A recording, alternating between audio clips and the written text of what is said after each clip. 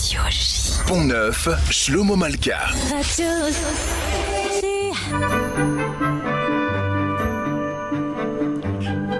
Pont-Neuf, l'émission hebdomadaire consacrée à l'actualité du livre sur Radio J. Invité de Pont-Neuf, Michael Darmon pour son livre « Le pape et la matriarche, histoire secrète des relations entre Israël et le Vatican », paru aux éditions Passé et Composé. Michael Darmon, bonjour. Bonjour. Merci d'être avec nous. Ce livre entreprend donc de raconter une rencontre historique qui se passe le 16 janvier 1973 entre le pape Paul VI et Golda Meir, première ministre à l'époque de l'État d'Israël. C'est la première rencontre de ce type, d'autant plus intéressante qu'elle intervient avant même la reconnaissance d'Israël par le Vatican, même si elle prépare un peu cette reconnaissance.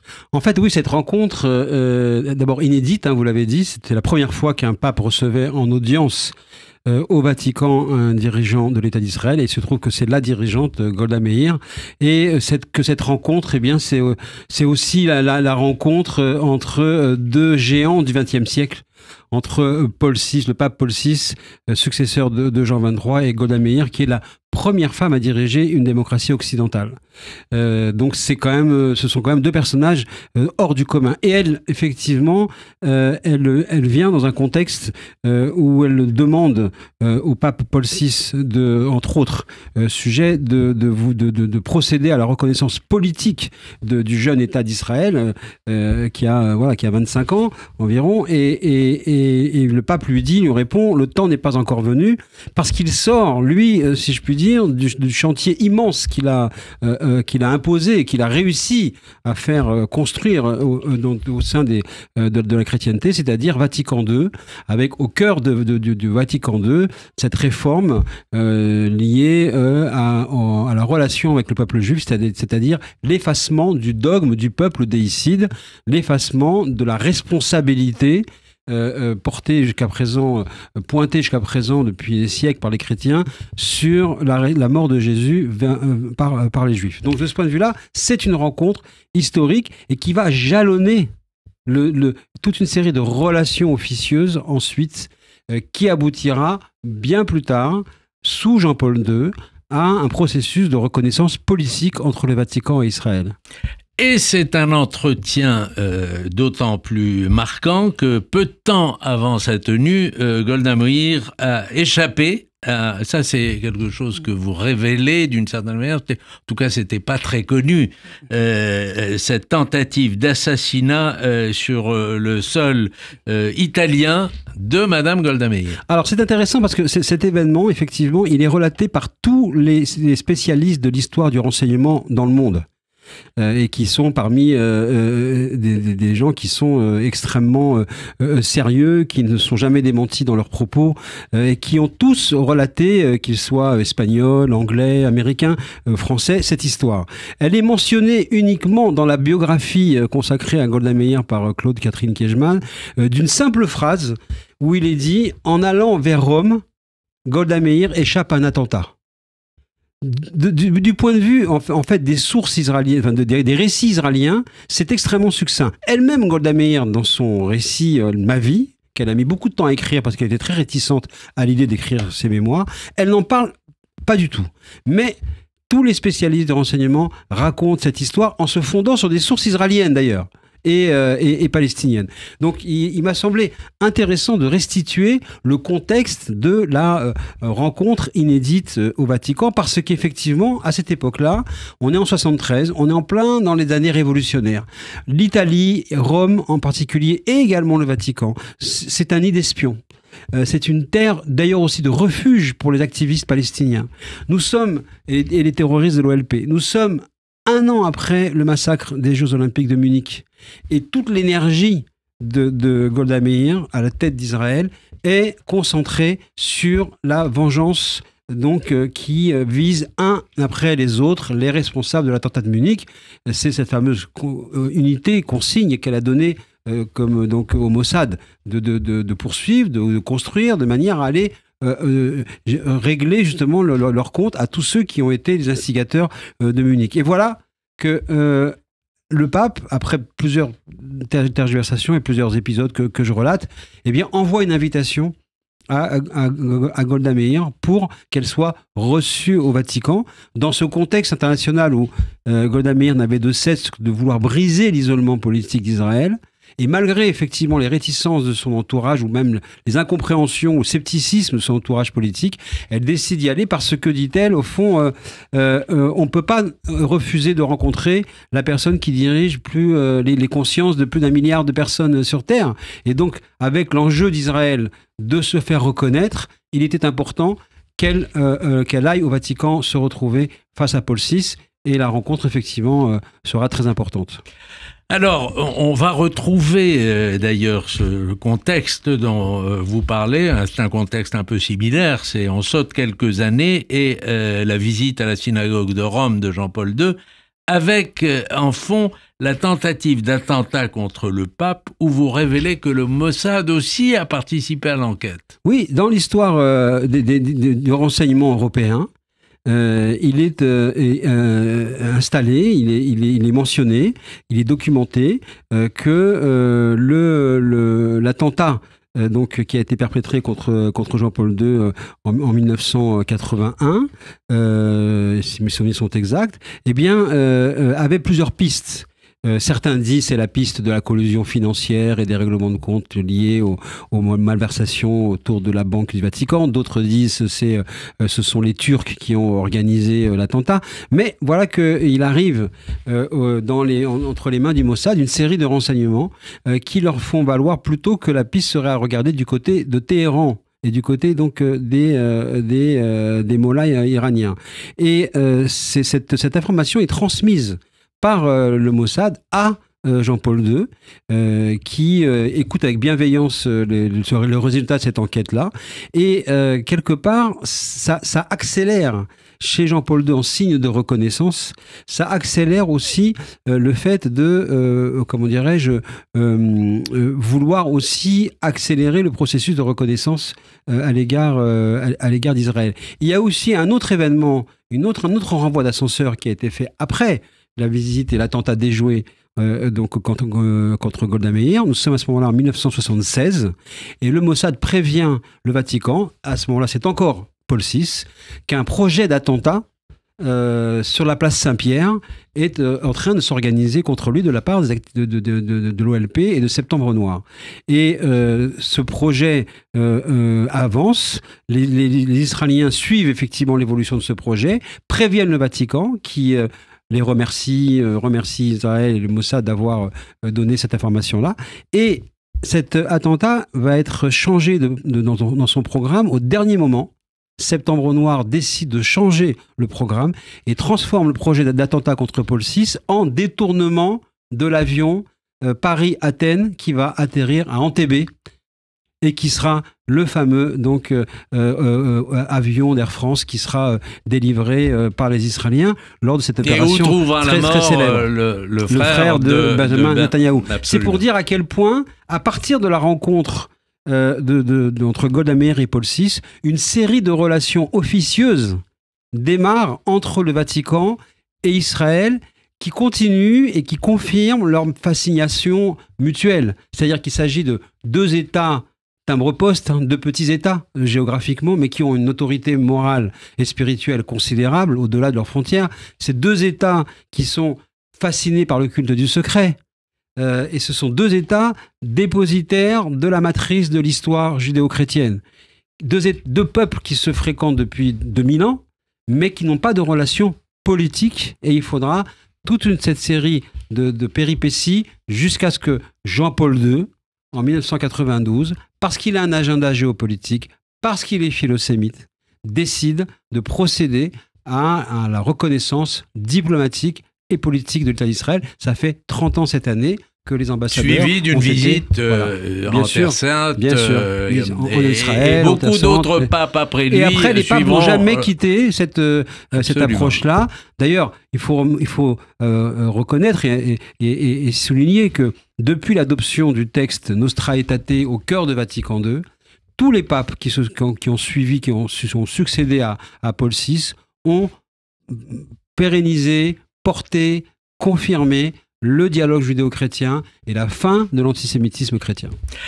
Alors, vous racontez aussi, bien sûr, cet épisode de Vatican II et de la déclaration Nostra Aetate. Il y a un certain nombre d'ailleurs d'intellectuels français qui ont contribué à cette évolution. Vous le notez, notamment l'historien Jules Isaac, dont le rôle a été capital, mais également Edmond Flegg et d'autres encore. Et vous dites que la déclaration Nostra Aetate, c'est un prélude à des relations politiques et diplomatiques entre le Saint-Siège et Israël, mais cette déclaration ne mentionne pas directement l'État d'Israël. Oui, ça a été un travail à la fois philosophique, historique, théologique, et même, je dirais, extrêmement détaillé et pointu, jusque dans son approche sémantique où chaque mot a été pesé, reposé, sous-posé et même parfois amendé parce qu'effectivement, comme vous l'avez dit, c'est un sujet absolument explosif. Le contexte à l'époque, c'était qu'il y avait sur le Vatican une pression considérable qui était exercée par les pays arabes, qui à l'époque, tous étant en guerre contre Israël, qui menaçaient de représailles les communautés chrétiennes dans les pays arabes si le Vatican faisait des gestes à l'égard de l'État d'Israël. Donc il y a eu un chemin de crête qui s'est dessiné donc du côté du Vatican en disant nous allons reconnaître toute la puissance, l'antériorité et l'importance du peuple juif dans notre histoire. Nous allons effacer le dogme du peuple déicide, mais nous n'allons pas reconnaître l'entité politique israélienne. Et de ce point de vue-là, c'est ce chemin qu'emprunte Paul VI lorsqu'il se rend effectivement en Terre Sainte à l'époque, c'est-à-dire de la Jordanie à Jérusalem. Alors ça a été une première visite, mais qui était un peu en catimini. Alors non, pas en catimini. Elle a été mondialement restituée. Parce que là où en catimini, certainement ce que vous voulez dire, c'est qu'elle était en catimini à l'égard de l'État d'Israël, puisqu'il ne prononce pas le mot de l'État d'Israël durant tout son voyage.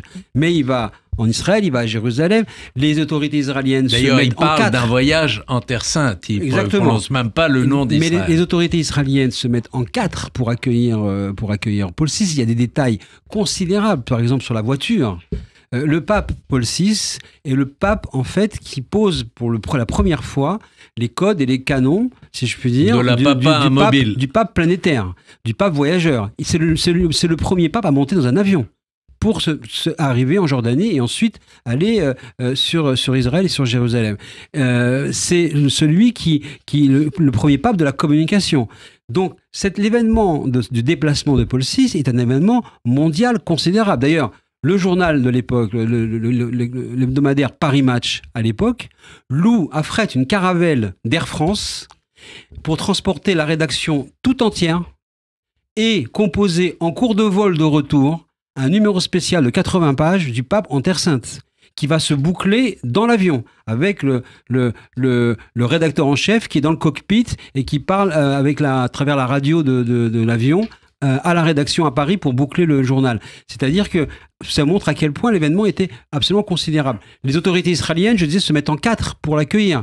Le jeune Teddy Kollek, à l'époque, qui n'est pas encore le maire emblématique de Jérusalem, est mandaté par le chef du gouvernement pour piloter, organiser toute la réception du pape. Et effectivement, il y a des prises de tête considérables avec la sécurité israélienne sur la voiture, la Papa Mobile, qui n'existe pas encore, qui doit venir de Jordanie. Ça met la sécurité israélienne dans tous ses états, parce que c'est un pays en guerre avec Israël. Le pape va traverser une frontière avec une voiture. Comment peut-on assurer cette sécurité? Donc vous allez avoir des tas de détails de casse-tête. Et effectivement, dans la mémoire de la diplomatie israélienne, ce voyage, et comme on me l'a encore qualifié pendant l'enquête, est vécu comme une humiliation. Parce que le pape ne parle pas d'Israël, et parce qu'à la fin, lorsqu'il envoie un télégramme de remerciement qu'il envoie depuis son avion, il dit au président Chazar Tel Aviv. C'est le libellé du télégramme qui a encore jusqu'à aujourd'hui traumatisé les diplomates israéliens qui s'en souviennent, parce que ça montrait à quel point il y avait une négation de l'entité politique israélienne par le Vatican, alors que Vatican II avait reconnu l'importance et l'antériorité du peuple juif. Alors c'est ça qui est passionnant dans votre livre, Michael Darmon, c'est qu'on connaît cette histoire, on l'a tous plus ou moins suivie, mais vous la racontez en allant aux sources, en vous aidant des archives, et c'est vraiment extrêmement intéressant à suivre. Il y a un chapitre sur Avi Pazner qui a eu un rôle crucial dans le rapprochement entre le Saint-Siège et Israël. Il a toujours éprouvé beaucoup de plaisir à le raconter à tous les journalistes, et vous faites le récit d'une rencontre entre Avi Pazner et Jean-Paul II qui a été déterminante. Oui, parce que effectivement, il a souvent raconté comment il a travaillé pour rapprocher le Saint-Siège de l'État d'Israël, mais le récit de la rencontre avec Jean-Paul II et la manière dont Jean-Paul II lui annonce de manière quasi allégorique, dans une conversation à fleuret moucheté, entre Avi Pazner, le pape, en présence de sa femme, qui n'était pas invitée au départ, mais qu'il fait rentrer quand même. Faites appeler Madame Pazner. Madame l'ambassadrice peut rentrer également, alors que le Camerlingue, le secrétaire du pape, elle n'est pas invitée. Il a fait quand même rentrer.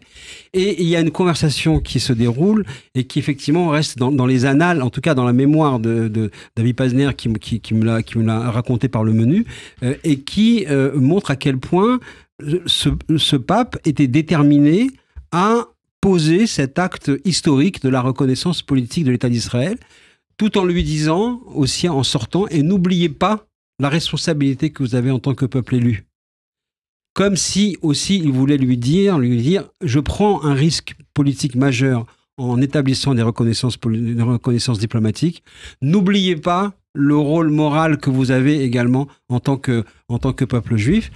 Ça a effectivement beaucoup impressionné. À l'origine, c'est, dites-vous, Shamir qui a insisté auprès d'Avi Pazner pour qu'il prenne l'ambassade à Rome, alors qu'initialement, voilà, il avait différentes options. Bruxelles, il voulait lui aller à Madrid, sa femme étant hispanophone, elle rêvait d'aller à Madrid, lui étant passionné de politique, il se voyait en tant que diplomate israélien à Bruxelles, au cœur de tous les enjeux pour l'État d'Israël, et Yitzhak Shamir lui dit pas question, pas du tout. Vous allez là-bas parce qu'on a besoin de vous là-bas. On a besoin de vous pour pouvoir avoir la mission historique qui est de nouer des relations officielles avec le Vatican. Il lui explique pourquoi. Et c'est Yitzhak Shamir dont on perçoit assez peu, quand on connaît la perception que l'on garde d'Yitzhak Shamir, ce petit monsieur qui était assez laconique, renfermé sur lui-même, parlant peu, mais ayant en fait une grande vision historique, avait compris le rôle géopolitique, politique majeur que jouait Jean-Paul II en cette fin de guerre froide. Et il s'est dit, c'est le bon moment pour aller nouer les relations avec l'État d'Israël. Alors, Michael Darmon, vous n'allez pas jusqu'au pape actuel, le pape François, et on a envie de vous demander quand même comment ce pape-là, un pape jésuite, s'inscrit dans la continuité des papes que vous évoquez, et comment vous percevez ces prises de position sur la guerre Israël-Hamas. Alors je restitue dans le livre, à la conclusion, des propos du pape François qui réagit après le 7 octobre via son ami qui est le journaliste israélo-argentin Enrique Zimmerman, et qui réagit dès le 8 octobre en se référant à l'horreur de la Shoah, et ensuite en posant une démarche, je dirais, permanente de tentative d'équilibre et de recherche d'équilibre, en demandant en permanence la libération des otages, en recevant des familles des familles israéliennes qui ont des otages à Gaza, en recevant également des Palestiniens, mais en demandant à ce qu'il soit vérifié et établi que les Palestiniens qui sont reçus ne soient pas membres du Hamas. Et c'est là où on a le positionnement de François, du pape François, qui est un pape qui lui a eu à combattre, à affronter Daesh, à affronter le djihadisme. Vous savez, tous les papes ont été traversés par des secousses historiques. Paul VI, c'est la guerre froide. Jean-Paul II, c'est la fin de la guerre froide. Et le pape François, lui, c'est le djihad, c'est le radicalisme, le fondamentalisme musulman. Et lui, il s'en démarque en permanence. C'est la raison pour laquelle il avait établi les fameuses veillées de prière et la prière pour la paix avec Mahmoud Abbas et avec Shimon Peres en 2014, à l'instigation d'ailleurs de son ami journaliste israélien qui l'avait aidé à organiser, parce qu'il considérait qu'il ne fallait pas stigmatiser l'islam, mais il fallait dénoncer en permanence les dérives du fondamentalisme musulman et du terrorisme musulman, et du terrorisme du djihad et de Daesh. Donc de ce point de vue-là, il reste dans sa logique-là, avec, et effectivement, il faut le dire, le prisme du Vatican, qui est, de par sa nature, en soutenant les opprimés, les faibles, et le faible et l'opprimé dans le Proche-Orient pour le Vatican, ce sont les chrétiens, et ce sont souvent des chrétiens palestiniens. Donc il y a un prisme, effectivement, de soutien, mais le pape n'oublie jamais, dans ses prises de position, la souffrance israélienne et la souffrance des otages. Alors, je vous ai dit, j'aime beaucoup votre couverture violette comme ça, et on a... Oui, très jolie, très réussie de la part de Passé Composé. Absolument. Donc, il y a Madame Golda Meir tout en noir, le pape Paul VI tout en blanc, et ils sont là en face. De l'autre, vous ne rappelez pas cette anecdote, peut-être qu'elle n'est pas vraie, où on voit Madame Golda Meir attendant dans le vestibule avant sa rencontre avec Paul VI, et elle dit « Oh là là, qui pouvait imaginer que moi, la fille d'un charpentier de Milwaukee, j'allais rencontrer le pape ?» Et quelqu'un lui dit à côté « Mais vous savez, Madame Golda Meir, vous savez, charpentier, c'est un métier très très apprécié ici. » Alors, effectivement, je cite le début de cette anecdote, de cette remarque, mais je la mentionne comme étant effectivement peut-être apocryphe parce que je n'ai pas trouvé de source la confirmant officiellement, mais il est vrai qu'elle lui est attribuée. Ce que l'on retiendra aussi surtout, et ce que la mémoire du Vatican retient, d'après ce que j'ai vu dans les textes, retient de cette rencontre-là, c'est qu'elle a donné lieu à une polémique considérable après l'entretien, inédite après un entretien entre un chef d'État et le pape, parce qu'il y a eu des contestations sur la manière dont les choses se sont passées. Il y a eu deux communiqués. Un communiqué fait par le bureau du pape et un communiqué fait par le porte-parole du Vatican qui se contredisaient pratiquement sur la manière dont les choses avaient été faites, ce qui avait été dit, et surtout qui établissait de la part du porte-parole du Vatican et qui rappelait le fait que Paul VI ait reçu Golda Meir ne signifiait en rien la reconnaissance de la part d'Israël, parce qu'il fallait envoyer un message aux pays arabes. Golda Meir réplique violemment, c'est-à-dire qu'elle donne un entretien dans la presse israélienne, et ça a créé un émoi considérable au sein du Vatican. Donc voilà. Parce qu'elle se laissait pas marcher faire. sur les pieds. Elle était abrasive, facilement, mais en même temps voulant absolument tendre la main. C'était tout Golda Meir. Merci Michael Darmon. C'était Pont Neuf, l'émission hebdomadaire consacrée à l'actualité du livre. Ce livre, c'est Le Pape et la Matriarche, paru aux éditions Passé Composé. Merci à vous Michael Darmon. Bon dimanche à tous.